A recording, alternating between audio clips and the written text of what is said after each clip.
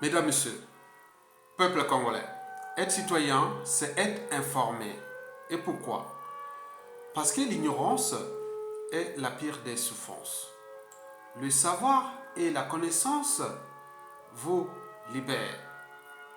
Ceci dit, alors, comment avec le dictateur Denis Sassou Nguesso, le Congo est-il proche d'être pays émergent et développé avant 2025? Certainement pas. Et pourquoi? Parce que la réalité est là.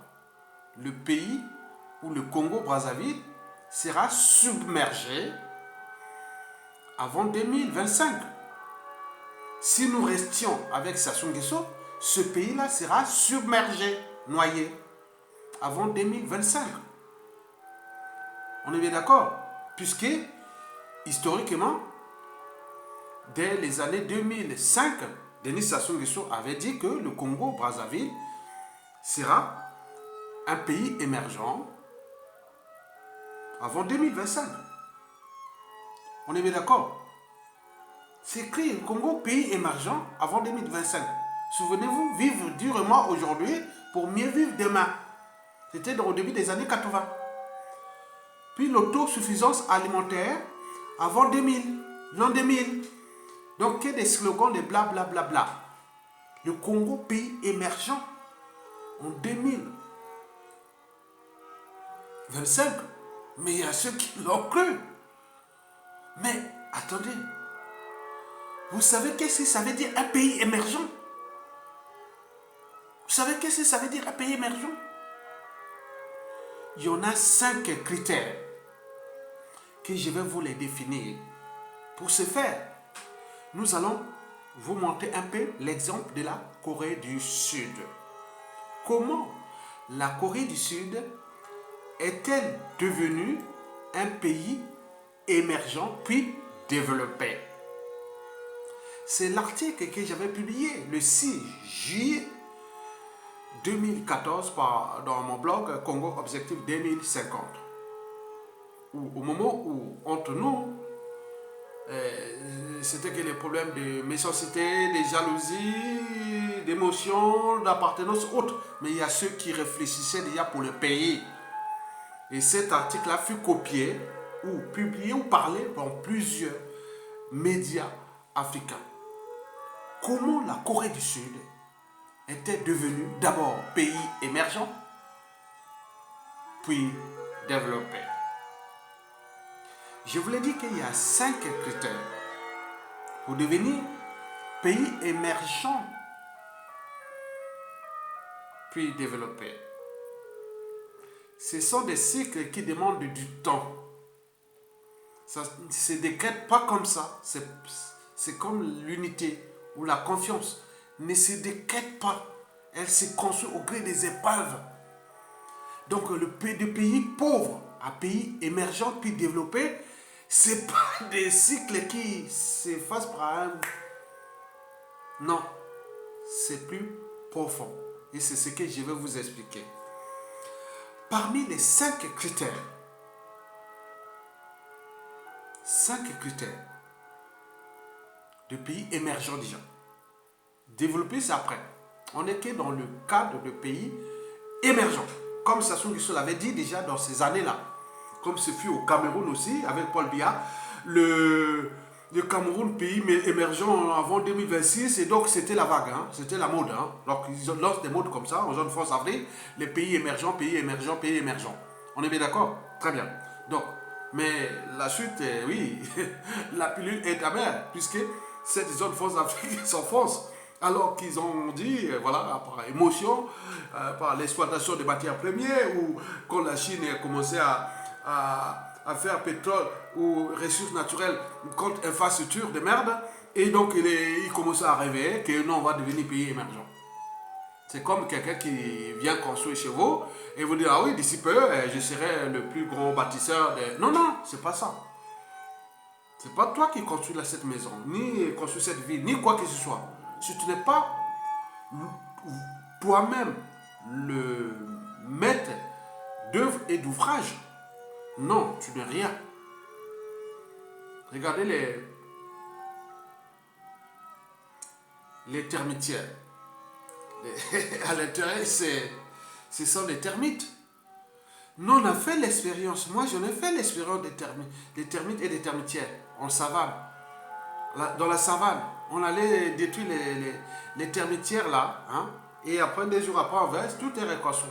Donc, les termites sont à la fois des maîtres d'ouvrage et les maîtres d'œuvre. Donc, ils construisent tout ça. Il n'y a pas besoin d'aide ni quoi que ce soit. Et voilà.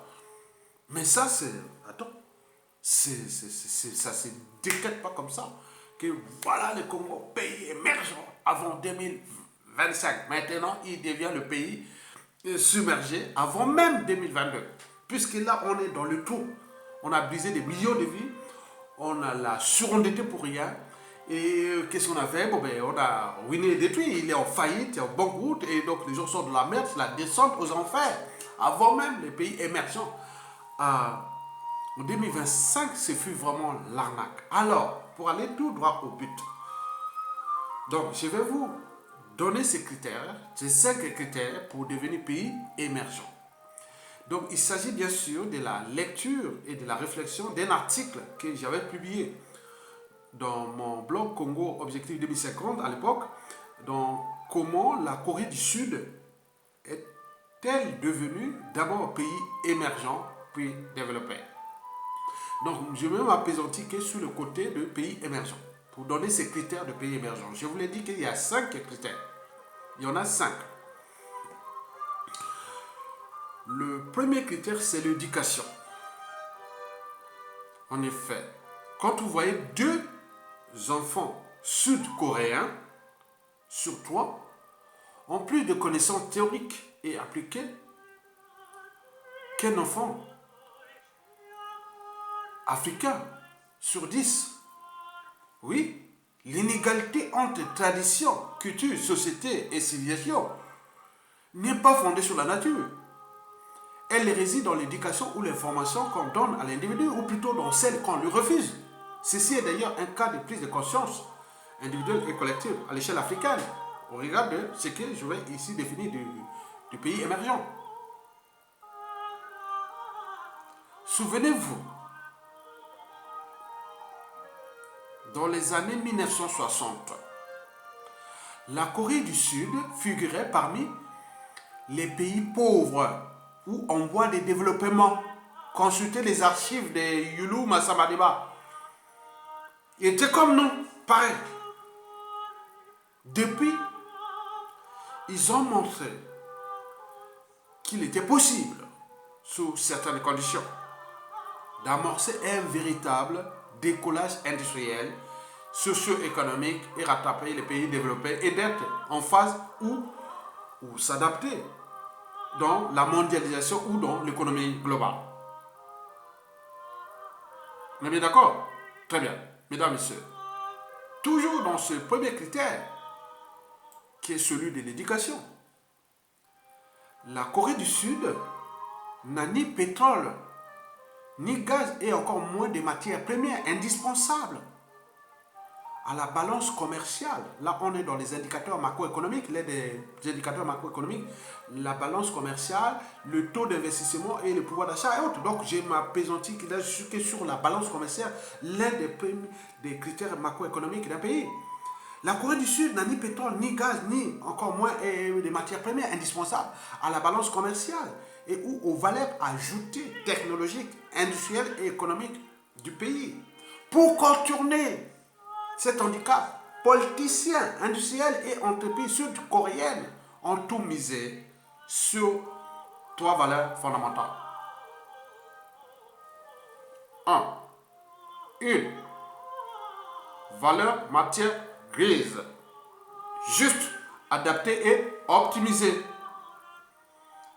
Il n'y a pas de jalousie, méchanceté, non, non, non, non, ça n'existe pas.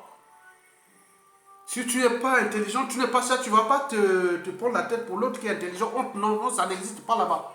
Mais nous, on dit non, non, non, non, kanda, parce qu'il est intelligent, parce qu'il est là. On le voit ici même dans la restauration, dans la diaspora. Là-bas, ça n'existe pas. On est ensemble. La valeur matière grise, juste, adapté et optimisé. Mieux former, éduquer, utiliser et adapter toutes les énergies cognitives. Yamayele, Yamutu. Toutes les énergies intelligentes disponibles aux besoins compétitifs du pays. L'enseignement, l'éducation, infrastructures de crèches, écoles, collèges, lycées et universités sont hautement modernes.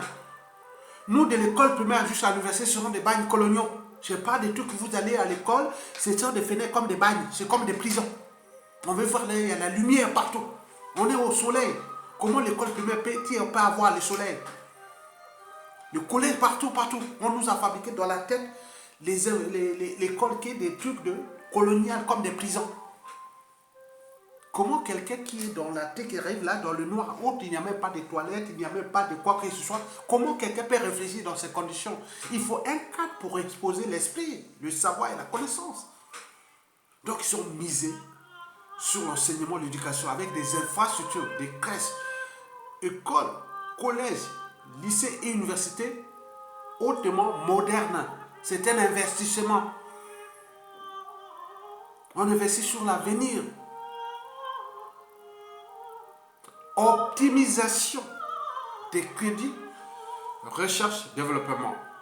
Public, université, institut de recherche fondamentale et appliquée, centre de formation continue. Et privés sont au cœur, ou sont toujours au cœur, aujourd'hui, du dispositif du système éducatif et des enjeux micro- et macroéconomiques majeurs de la Corée du Sud. Je disais ça le 6 juillet 2014. Mesdames et messieurs, peuple congolais, le génie industriel sud-coréen englobe la conception, l'amélioration et l'installation des systèmes intégrés. Ils utilisent les connaissances provenant du vivant, c'est-à-dire la biologie ou de la nature, les sciences naturelles, les sciences de l'environnement, des sciences mathématiques, physiques, chimie et sociales, ainsi que les principes et méthodes propres au génie ou à l'art de l'ingénieur, dans le but de spécifier, prédire et évaluer les résultats découlant de ces systèmes de structuration et d'organisation de cette société hyper sophistiquée. 2. Des principes ou valeurs étatiques, gouvernementales et politiques nouvelles ou partagées par les Sud-Coréens. Parce que vous ne pouvez pas entendre tout projet politique ou toute politique sociale, économique, machin. Il faut toujours associer tout le monde. Par exemple, le Congolais, individuellement, nous sommes très intelligents, mais mis collectivement, on n'est pas capable de débloquer cette intelligence collective. Donc les gens mettent les dispositions au service de tous. Il n'y a personne. Aya Tonga accepte le savoir, mais quand on va voir les problèmes du pays, il n'est pas au-dessus de n'importe qui. Non, non, on est ensemble, on se retrouve en tout. Parce que l'intelligence collective, c'est plus fort que l'intelligence individuelle. Parce que là, en mathématiques, on voit la somme, hein, on fait les sommes. Voilà, vous connaissez ces histoires-là. Voilà. Cette société possède 2 points essentiels. Le comportement honorant et l'intérêt général. Le comportement honorant et l'intérêt général. Vous avez par exemple pu voir, en 2016, la présidente de la Corée du Sud, qui avait fait seulement des petits magouilles de quelques millions d'euros, pas grand-chose. Les jeunes sont restés dans la rue pendant 5 mois jusqu'à ce qu'elle a démissionné. Elle fut emprisonnée, elle sortira de la prison en 2040. Et là, elle fut emprisonnée en 2017, hein, voilà, 2014. Donc le comportement honorant. Si tu touches les biens publics, les biens communs, c'est sale, c'est sale. Attendez, c'est pas bon. Le comportement honorant et l'intérêt général, que je vous parle toujours. Donc ça n'a pas commencé aujourd'hui. Le son de l'intérêt général, ceux qui me connaissent depuis la fac des sciences au pays, ou même depuis le lycée, le collège et autres, J'ai toujours ce son-là inné de l'intérêt général. Même quand j'ai dirigé les mouvements de jeunesse estudiantine à la faculté des sciences, toujours les sons d'intérêt général. Parce que c'est une culture apprise par mon papa. Cette société possède deux points essentiels. Le comportement honorant et l'intérêt général. C'est la raison pour laquelle l'individu en charge du destin commun, qui vole ou confisque le bien commun, est traité au même titre qu'un malade mental, au même titre qu'un criminel. Il est d'abord jugé sévèrement par la collectivité comme un criminel, puis traité et puni par la justice. Vous avez volé, vous ne pouvez pas sortir dans la rue et même avoir même au niveau de la famille. Oh, tu as pris l'argent du pays, tu as... Ah là là. Donc c'est comme si vous êtes avec M. Ebola. Monsieur, c'est parce que tu as fait du mal, parce que c'est l'argent public de tout le monde. Parce que si tu prends tout ça, attendez, c'est pas possible. Donc même au niveau de la famille, oh, ah là là là là là. Mais nous, c'est comme si c'est honorant. Comment vous allez construire les pays développés, émergents avec ce genre de comportement? L'individu en charge du destin commun, quel qu'il soit, et dans le comportement sociétal, on parle de la société, on est dans la société, est jugé comme inapproprié et est ici naturellement déclassé dans l'espace et le temps. La trahison ou la haute trahison politique, économique et sociale, et voire la honte et les déshonneurs prennent toute leur signification dans la société sud-coréenne. Je vous l'ai dit pour la présidente. Les jeunes étaient restés dans la rue depuis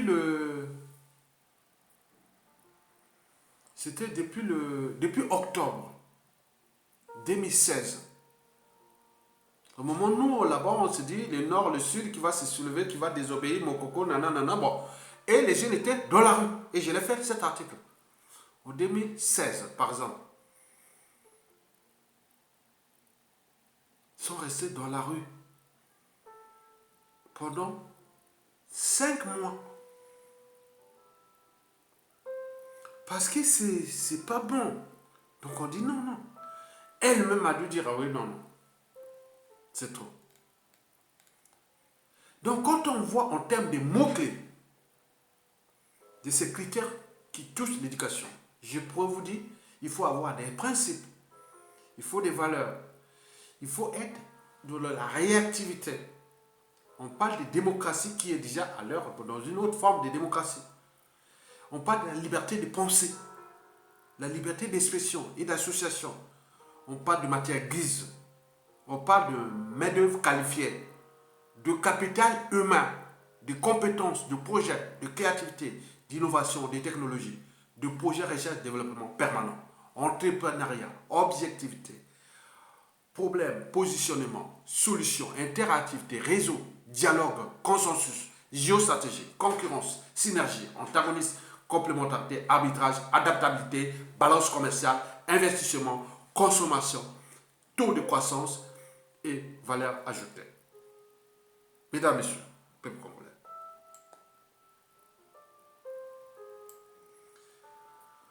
Après ces critères d'éducation, nous arrivions aux critères de mobilisation des énergies disponibles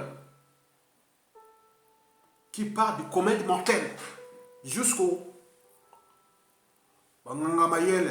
gros cerveau.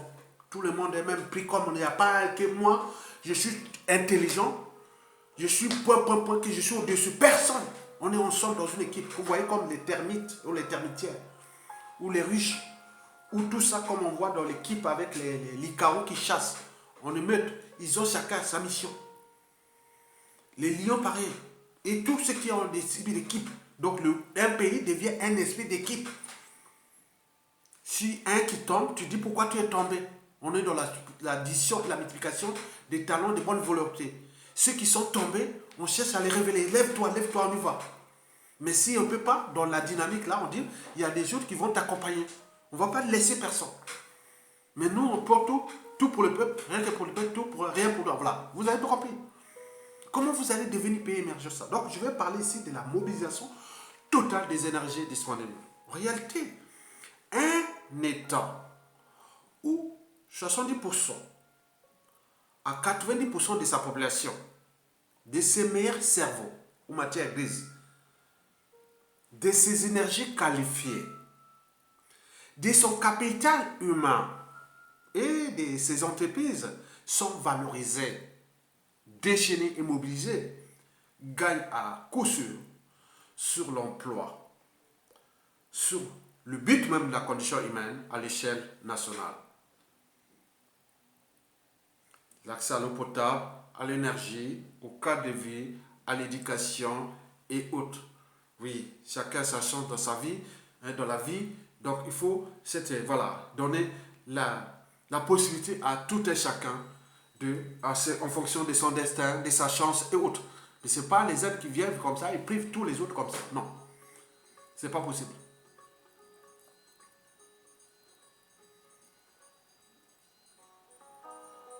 On est bien d'accord? Le pouvoir d'achat, la consommation et la compétitivité du pays à l'échelle internationale. Donc on déchaîne tout le monde. Quand vous commencez à priver les uns et les autres des passeports déjà, pour aller à même, il y a des gens ici, en Occident, qui n'osent même plus aller dans ces ambassades. Ils sont des étrangers, ils sont à l'étranger. C'est des cerveaux. Ils ont l'expérience de tout ce qui est des diasporas. Parce qu'avant tout que je vous parle, parce qu'avant l'éducation, parce que la Corée du Sud avait envoyé tous ces cerveaux se former à l'étranger. Comme la Chine d'ailleurs, comme tout ça. Ils sont allés aux États-Unis, en Occident et autres. Après, ils sont revenus pour développer leur pays. La Corée du Sud, pareil. Donc, quand les gens arrivent, vous n'avez pas joué à la méchanceté, à la jalousie et autres. Moi, j'ai été surpris. Je n'ai jamais cherché ces gens-là. Sur ma diaspora, moi, je suis un homme réservé. Je vais passer là où il y a les savoirs, la connaissance autour que je suis, c'est-à-dire mon esprit. Quand je suis enfin des gens intelligents, j'aime les femmes intelligentes, mais bien sûr que je me suis toujours entouré de femmes intelligentes. Je suis entouré des hommes intelligents. J'adore ça. Quand je suis là, je suis comme dans l'extase. Quand je vois ça, quand je sort la malhonnêteté intellectuelle, la jalousie gratuite, la méchanceté gratuite, ça c'est les dangers qui n'existent nulle part ailleurs dans le monde, dans les sociétés qui sont avancées. Vous savez que c'est un cerveau, il faut protéger les cerveaux. Ça, c'est une bonne volonté, il faut les protéger. Ça, c'est les talents, il faut les protéger. Il faut les chuchoter. Mais nous, non. On est là pour détruire. Même ceux qui ont apporté la démocratie ou pas, non, ingratitude totale. Mais comment vous allez faire comme vous restez comme les diables de Tasmanie? Si bien que le gouvernement australien en 2011 avait même demandé à l'île de Tasmanie pour on met le diable de Tasmanie comme espace en danger puisqu'ils se battent entre eux-mêmes. Même on leur donne à manger, ils sont que là, se battent. Donc au moment qu'ils peuvent être tranquilles, il faut les séparer pour qu'ils puissent manger enfin. Ils sont là comme ils sont de se battre. Nous, c'est comme ça aussi. C'est quoi cette affaire-là? Insulter, menacer, conspirer, diviser. Et donc, c'est comme les diables de Tasmanie. Vous n'allez pas développer un pays par les diables de Tasmanie en transférant les problèmes ailleurs alors que les enjeux sont là. Vous avez compris? Et ces mêmes individus sont dans les sociétés occidentales dont on connaît bien l'esprit de la Corée du Sud puisqu'ils ont copié de l'Occident quelque part. La Corée du Sud a copié tout de l'Occident quelque part. On est devant leur propre anthropologie. Qu'on ne doit pas être jaloux.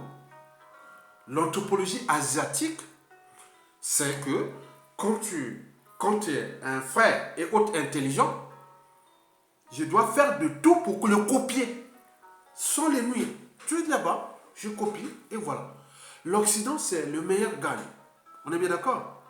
On te fait valoriser, si tu es bon, on te fait pour qu'on est dans la compétition. L'Asie, c'est que si tu es bon, on cherche à te copier. C'est pour qu'ils ont copié l'Occident. C'est les champions du copie. Mais nous, dès qu'un frère et autre est bon, ah là, il faut les diviser, il faut les détruire, non, c'est un acharnement. Et quand les blancs arrivent là où les adultes, ah non, tiens, je te retire, non, ne te bats pas sur ton frère, il est bon, je le prends, je le garde pour moi. Ah oui, d'accord, mais il est parti, voilà. Au moins il n'est plus là. Maintenant tu entends qu'il est en Occident, il est américain, canadien, européen, autre, on le voit valorisé au haut niveau. Ah, il est de chez nous, il est de notre pays, il est originaire de notre pays, il est de... Maintenant, vous croyez que si Mandela était congolais, Sassou n'aurait pas tué Mandela? Si Obama était congolais, Sassou n'aurait pas tué? Mais nous, on se valorise Mandela et Obama, on peut en multiplier. C'est quoi cet ADN? C'est quoi ces mentalités habituelles, comportement? Vous n'avez pas devenu pays émergent avec ce genre de comportement. Donc la mobilisation des énergies disponibles pose à repenser les problèmes des quatre règles mathématiques. Addition, multiplication, des talents et des bonnes volontés. Et l'autre, la soustraction et la division. Ça veut dire que à chaque fois qu'il y a quelqu'un qui tombe ou qui disparaît, il faut valoriser ce qui a été celui-là le meilleur. Comme je vous l'ai dit, moi si ça se tombe, tous ceux qui sont tombés, et depuis les années là, ils auront les places, les avenues, les rues qui vont porter les noms de tous ceux qui sont tombés depuis l'indépendance de nos jours.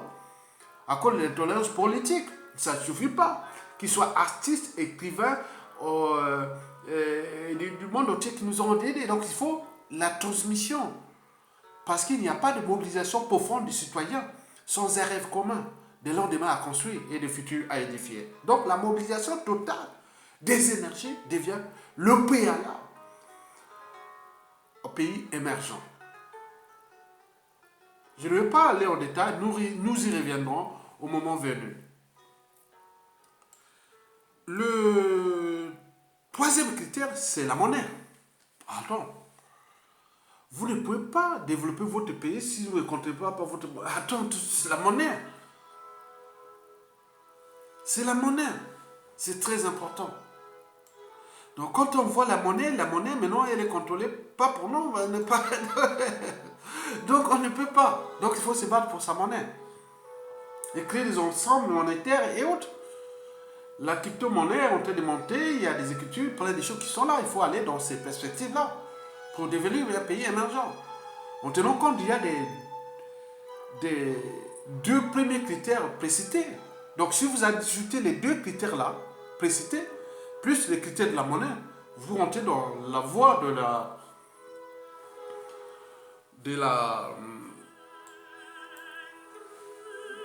de pays émergents. On est bien d'accord? Très bien. Donc la monnaie, très très important. Mesdames et messieurs, quatrième et avant-dernier critère, ce sont les institutions. On nous parle des institutions fortes ou faibles, autres. Non. L'institution, qu'elle soit forte ou pas, c'est d'abord le problème de l'individu. Et cet individu, il est homme politique et autres. Ça tient déjà des trois premiers critères précités. Éducation, mobilisation totale des énergies, plus la monnaie haute qui va être comme un effet d'entraînement. Donc il faut préparer les institutions adaptées à votre histoire et aux réalités de votre pays et aux enjeux. Mais il faut garder toujours les socles d'une institution, des institutions. Vous ne pouvez pas développer un pays sans administration forte, sans une forte administration. Non, on ne peut pas développer un pays sans une forte administration qui est indépendante des enjeux politiques. Parce que l'administration, c'est l'État. Ça fait partie des institutions.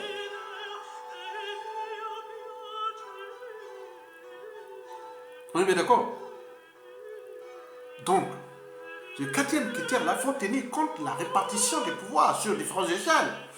On peut avoir un modèle centralisé, mais qui fait quoi? Un modèle déconcentré ou décentralisé ou fédéraliste, autre. Mais ça ne change rien si vous n'avez pas des gens capables de réappliquer ces institutions, d'où les contre-pouvoirs. Donc les contre-pouvoirs doivent être là très très très très forts. Mesdames, Messieurs, cinquième et dernier critère, c'est la géostratégie.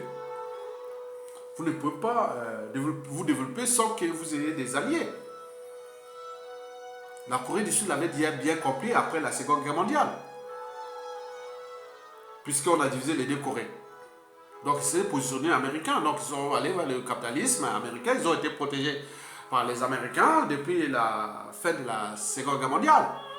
Bon, ben, ils se sont développés, ils sont devenus plus ou moins puissants, mais ils n'ont jamais été attaqués les Américains, ils sont des partenaires des Américains, c'est le bloc occidental. Donc nous aussi, devant, il faut trouver le positionnement. C'est-à-dire Occident ou Eurasia, mais qu'elle s'intègre et trouver tous les trucs pour être là, parce que nous sommes des petits poissons. Les petits poissons seront toujours mangés par les gros poissons. Donc il faut trouver des stratégies d'adaptation. Oui, la terre et ses secrets. Eh bien oui, mesdames, messieurs, peuple congolais, je vous dis sincèrement que nous avons tout à gagner après Sassou Nguesso. En tenant compte de ce que je vous ai dit dans ces 5 critères-là déjà, nous aurons les moments de en parler. On n'est pas dans la théorie. On n'est pas dans la théorie. Nous sommes les gens pratiques.